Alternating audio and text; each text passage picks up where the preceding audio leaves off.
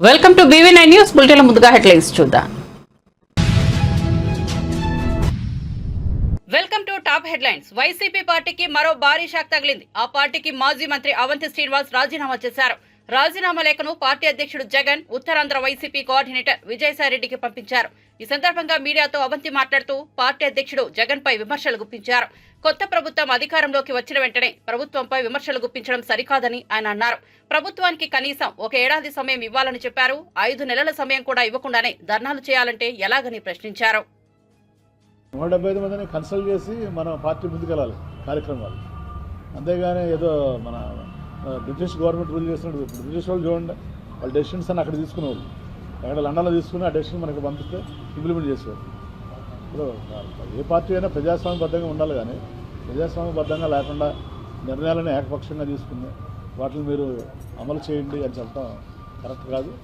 So ఎందుకంటే మళ్ళీ నాకు కార్యకర్తలనే ఎంత ఇబ్బంది పడ్డారో 5 సంవత్సరాలను చూశాను దగ్గరుండి. వాళ్ళంతా నలిగిపోయారు, దగ్గరుండి చూశాను. వాళ్ళు ఇప్పటికీ కనీసం ఒక మీటింగ్ పెట్టి పలకరించకుండా వాళ్ళని అసలు ఏం జరిగింది, ఎలా జరిగింది అని చెప్పకుండా మళ్ళీ మీరు ధర్నాలు చేయండి, గొడవ చేయండి అని చెప్పడం ఎంతవరకు కరెక్ట్. మనం చూసాం సోషల్ మీడియా. వాడెవడో కూడా యథోపం చేసిన దానికి మన పవన్ కళ్యాణ్ గారు దానికి నేను కోపం వచ్చి అని చెప్పడం, అక్కడి నుంచి ఈ సోషల్ మీడియా కార్యకర్తలు అందరూ అంతే ఇబ్బందులు పడుతున్నారని చూశారు. సో ఇప్పుడు మళ్ళీ ఈయన కూర్చుని ఇక్కడ తాడేపల్లిలో కూర్చుని ఆయన సార్ చెప్పేస్తారు. చెప్పేయడం చాలా ఈజీ. మీరు కలెక్టరేట్కి వెళ్ళండి, ధర్నా చేయండి, గొడవ చేయండి.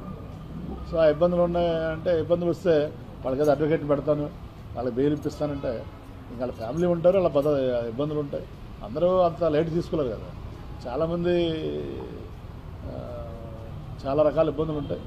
మరి అది అన్నింటి కాకుండా ప్రభుత్వం ఆర్థిక ఇబ్బందులు ఉంది. కొత్త ప్రభుత్వం వచ్చింది, ప్రజా తీర్పులు ఇచ్చినప్పుడు ఆర్థిక ఇబ్బందులు ఉన్నప్పుడు మనం ఏదో అప్పుడే పంపలంటుకున్నట్టు ప్రజలు 5 సంవత్సరాల తర్వాత డిసైడ్ చేస్తారు. వాళ్ళు సూపర్ 6 అమలు చేశారా లేదా, వాళ్ళు ఇచ్చినటువంటి మేనిఫెస్టో అమలు చేశారా లేదా అనేది పీపుల్ విల్ డిసైడ్. మనం ప్రజలు మ్యాండేట్ ఇచ్చిన దానికి 5 సంవత్సరాలు ఇచ్చారు. రాష్ట్రపతి గారు చెప్పేవాళ్ళు ఏదైనా అడిగితే ప్రెస్ వాళ్ళు, సార్ మీరు ఇచ్చలేదు అంటే అవునయ్యా చేయలేదు, మాకు చేయమని 5 సంవత్సరాలు టైం ఇచ్చారు. 5 ఏళ్ళ తర్వాత మీరు అడగండి మమ్మల్ని అని చెప్పేవాళ్ళు ఆయన రాజశేఖర్ గారు. దీని 5 ఏళ్ళు కాదు కదా, 5 నెలలు కూడా ఆయన టైం ఇవ్వకుండా వెంటనే మీరు ధర్నాలు చేయండి, రాస్తారోకులు చేయండి, ఇచ్చేయండి, నచ్చేయండి అనేది మంచి పద్ధతి కాదు. ఎందుకంటే రాష్ట్రం అభివృద్ధి చెందాలంటే వాళ్ళ కేంద్రం దగ్గర కానీ రాష్ట్రం దగ్గర కానీ ఒక లిమిటెడ్ నిధులు ఉన్నాయి.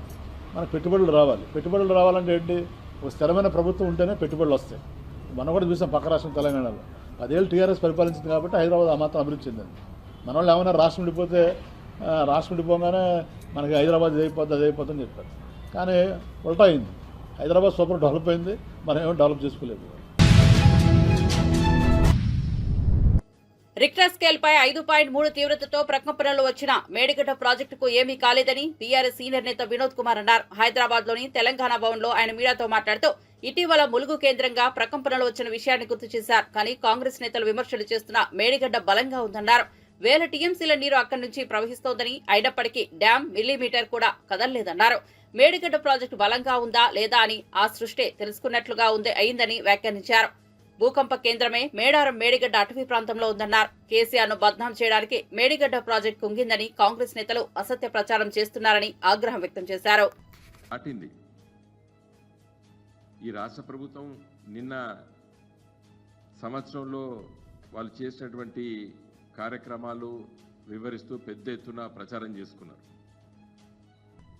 తెలంగాణ రైతాంగానికి, ముఖ్యంగా ఉత్తర తెలంగాణ జిల్లాలకి అతి ముఖ్యమైనది గోదావరి నది, దాని పరివాహ ప్రాంతము.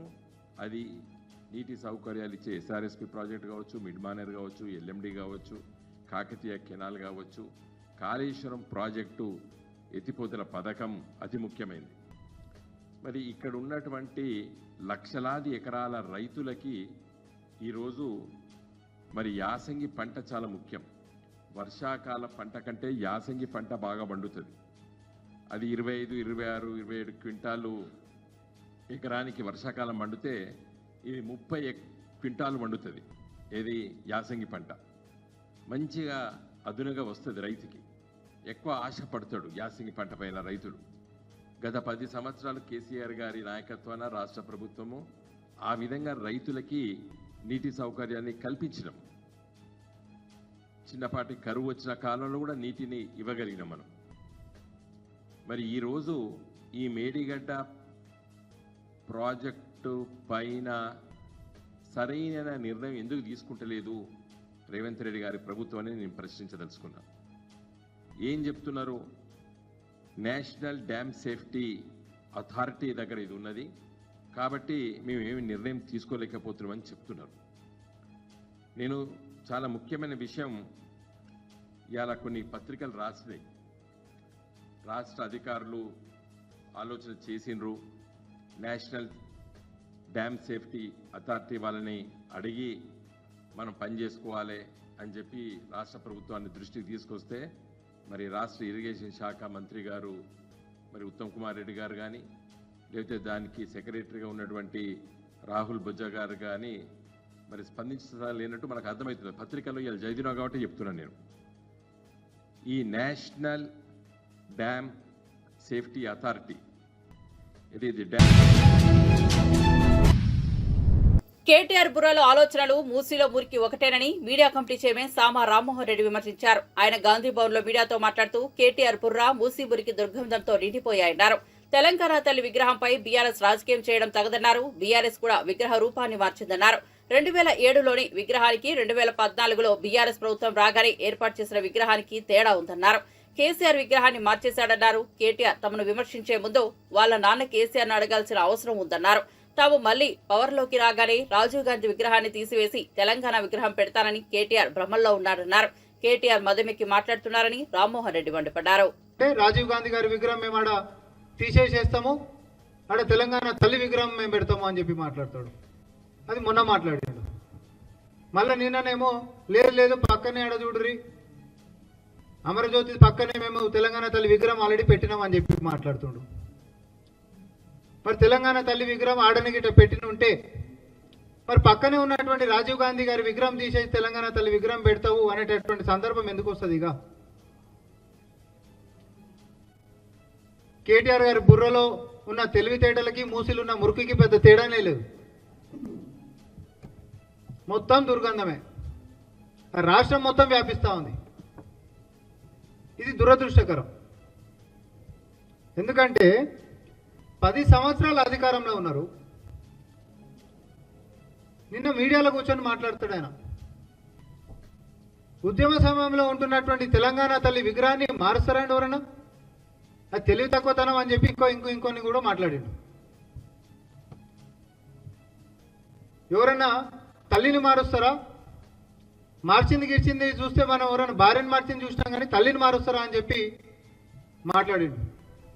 మరి తల్లిని మార్చినటువంటి సందర్భం పోయి నీ ఇంట్లో నీ అయ్యని అడుగంటున్నా నేను.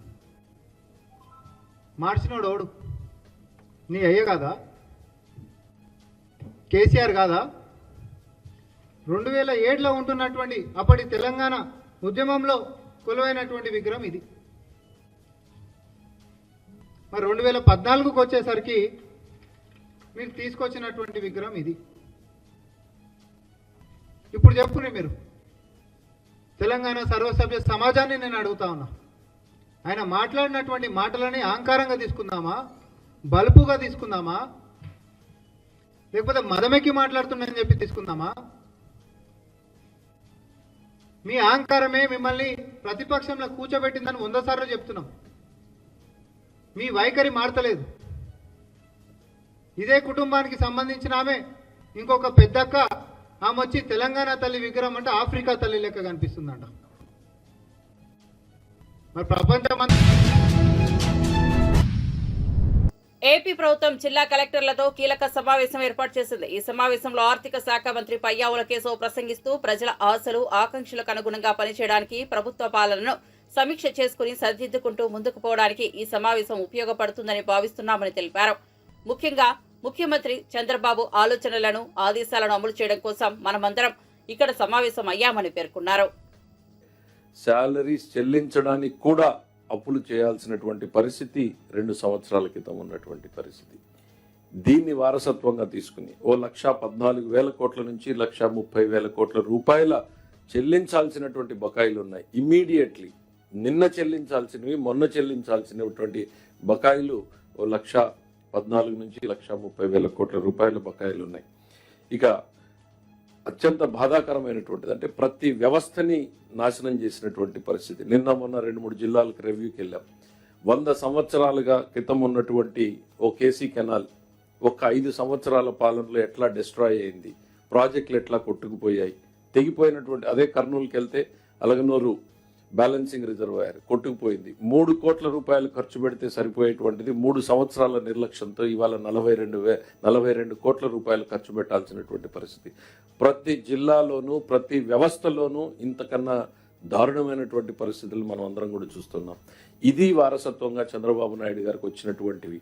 ఒకవైపు రాష్ట్రంలో అప్పులు, మరోవైపు ఆగిపోయినటువంటి ప్రాజెక్టులు, అడుగుపడినటువంటి ముందుకు సాగినటువంటి పనులు, ప్రజల ఆశలు ఆకాంక్షలు వేరొకరి వల్ల సాధ్యం కానటువంటి పరిస్థితుల్లో మామూలు వ్యక్తికైతే నిద్ర లేనటువంటి రాత్రులు గడిపేటువంటి వ్యక్తి ఒక ఆర్థిక శాఖ మంత్రిగా నేను చెప్తా ఉన్నా. ఇవాళ ఈ స్థాయికి రావడంలో ముఖ్యమంత్రి గారితో పనిచేయడం సుదీర్ఘం. నేను కూడా ఎందుకంటే చాలా మంది యంగ్ ఆఫీసర్స్ ఉన్నారు. I just want to share my thought.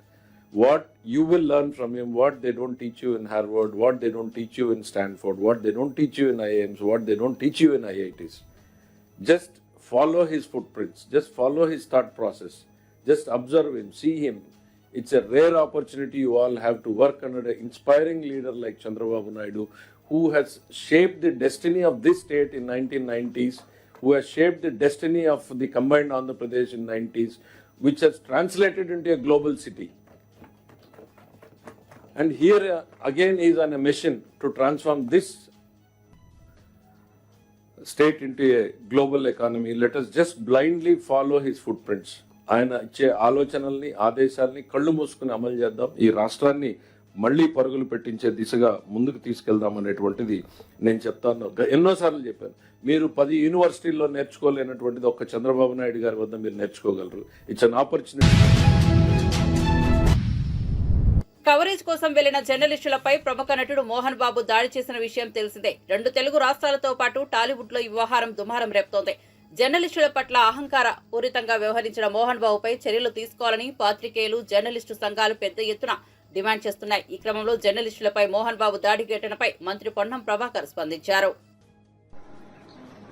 Mohan Babu వారి కొడుకుకు సంబంధించిన వ్యక్తిగత పంచాయతీ చేసుకోవడంలో వరకు పరిశీలించుకుంటారు. కానీ జర్నలిస్టులపై దాడి అనేటువంటి మంచిది కాదు. ప్రభుత్వం స్పందిస్తుంది. ఎక్కడైనా జర్నలిస్టులకు ఇబ్బంది కలిగితే తెలంగాణ ప్రజాపాలన ప్రభుత్వం వారికి అండగా ఉంటుంది. ఆందోళన చెందాల్సినది. చికిత్సకు సంబంధించి జిల్లా కలెక్టర్ గారిని, అదేవిధంగా వైద్య శాఖకు సంబంధించిన అధికారులకు చెప్పడం జరిగింది. ఆ రిపోర్టులకు సంబంధించిన ఆరోగ్యం ఎక్కడ కూడా ఇబ్బంది లేకుండా చూడాలని కోరుతా ఉన్నాం. అదేవిధంగా దానికి సంఘటనకు సంబంధించి విచారణ చేసి సంబంధిత వారిపై చర్యలు తీసుకోవడం జరుగుతుంది.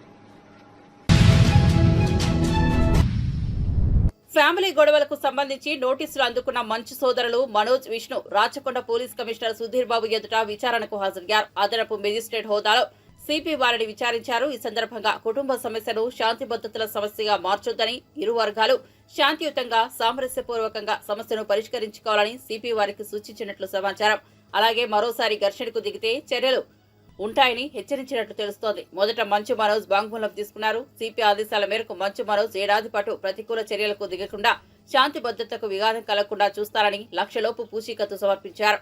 ఆ తర్వాత బుధవారం సాయంత్రం మంచు విష్ణు కమిషనర్ ముందు హాజరయ్యారు. ఎలాంటి సమస్యలు సృష్టించవద్దని, శాంతి భద్రతలకు విఘాతం కలిగించొద్దని సిపి సుధీర్ బాబు ఆదేశించారు. కోర్టు ఆదేశాల మేరకు తదుపరి చర్యల గురించి తెలియజేస్తామన్నారు.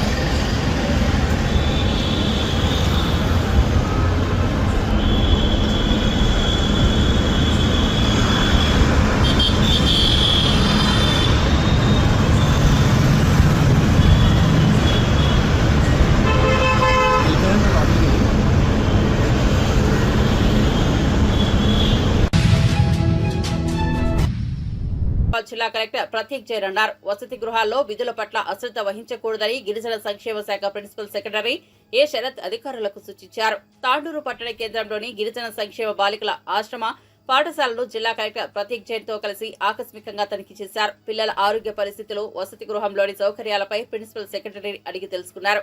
వసతి గృహంలో విద్యార్థినులకు నాణ్యమైన భోజనాన్ని అందించాలన్నారు. వసతి గృహం పరిసరాలు పరిశుభ్రంగా ఉండే విధంగా చర్యలు తీసుకోవాలని అధికారులకు సూచించారు. పిల్లల ఆరోగ్యం పట్ల నిర్లక్ష్యంగా వహించకుండా బాధ్యతాయుతంగా ఉండాలని తెలిపారు. ఈ సందర్భంగా వంటగదిని, స్టోర్ రూమ్ ను పరిశీలించి విద్యార్థినులతో కలిసి మధ్యాహ్న భోజనం చేశారు. సో అలా స్టాప్ చేంజ్ చేసి ఇప్పుడు కూడా చూద్దాం. Mainly it is about boiling of the rice, ప్రాపర్గా బాయిల్ చేస్తారు. అది నేను గ్యాస్ అప్పుడు కూడా వస్తుంది కదా, అనుకుక్ ఫుడ్ తింటే మనం మోర్ స్పైసీ ఎక్కువ తింటే అప్పుడు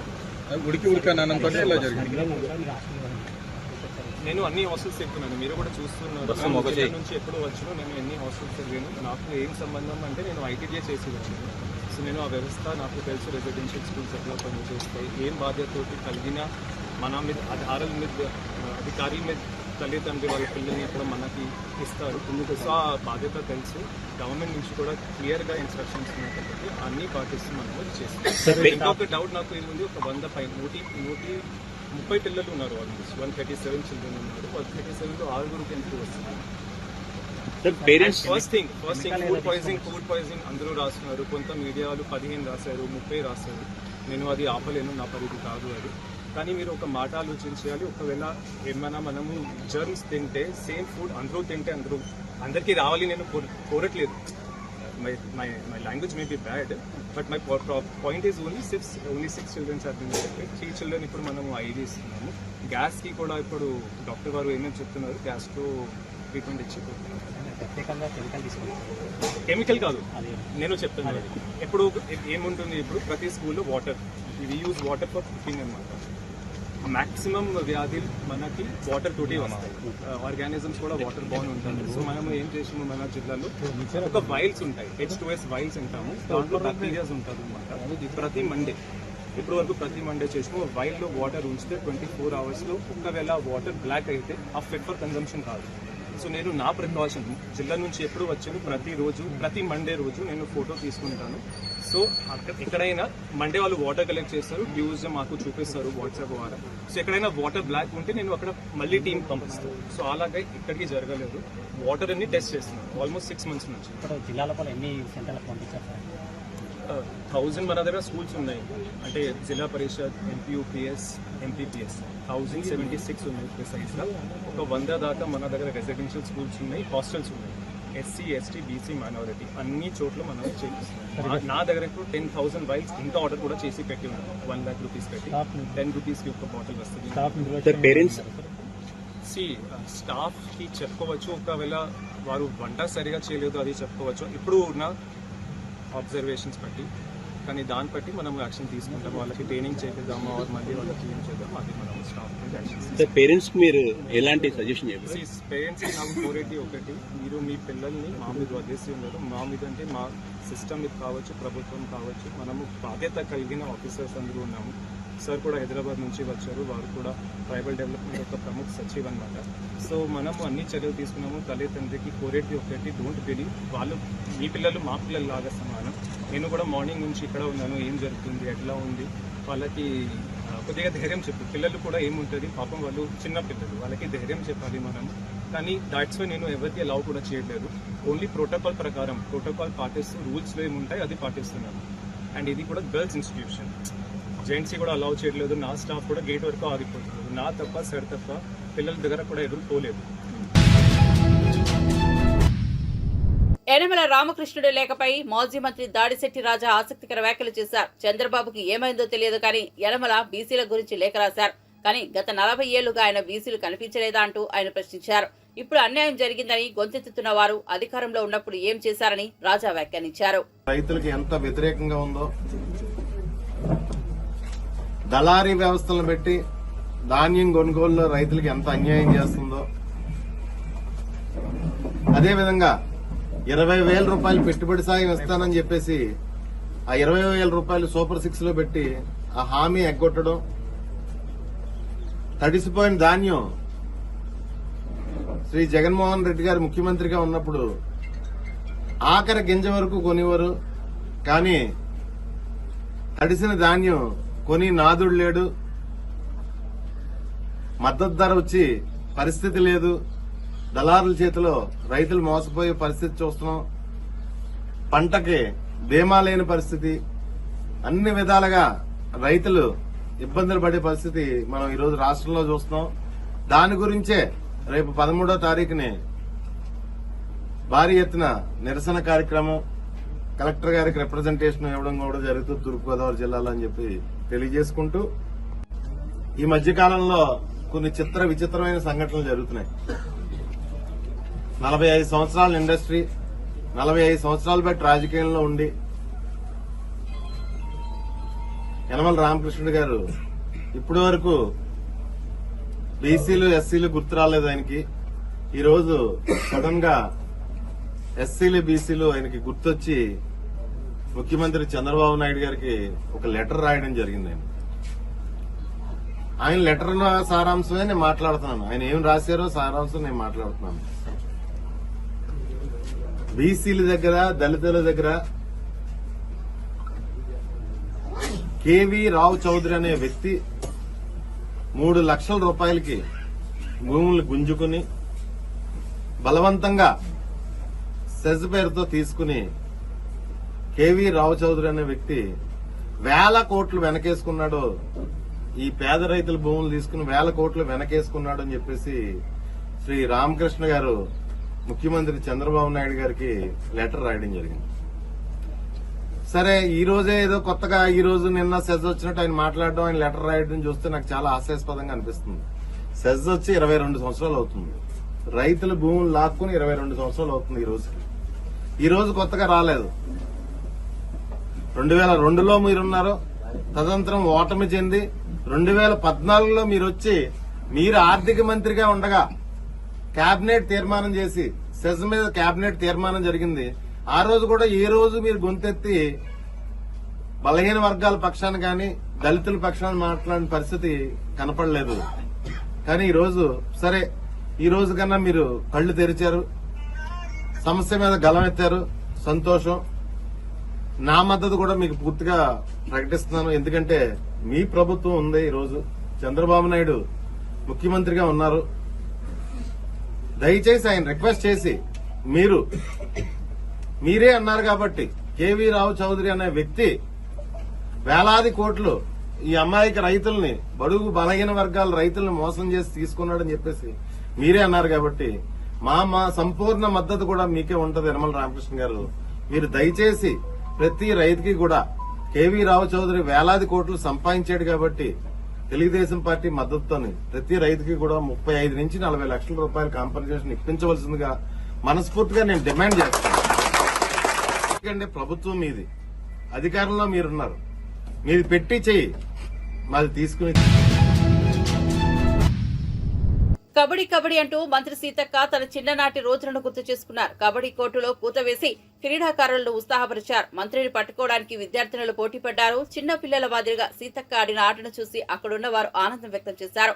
ములుగు జిల్లా కేంద్రం శివారు జాకారంలోని సాంఘిక సంక్షేమ గురుకుల పాఠశాలలో నిర్వహిస్తున్న మండల స్థాయి సీఎం కప్ పోటీలను మంత్రి బుధవారం జిల్లా కలెక్టర్ దివాకర్ తో కలిసి ప్రారంభించారు.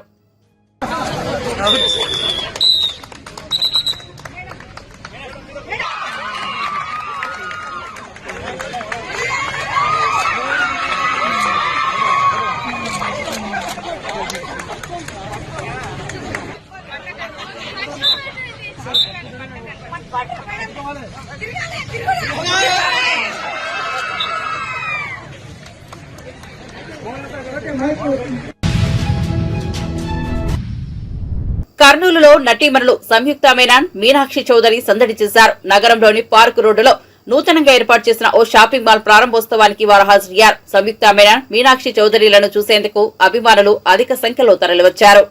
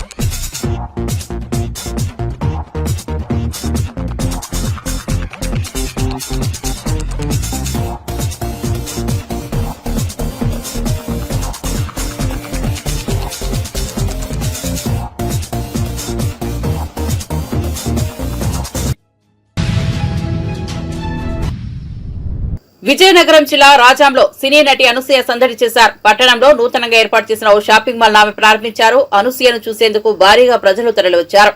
పుష్ప 2 ఘన విజయం సాధించడం ఎంతో సంతోషాన్నిచ్చిందని చెప్పారు.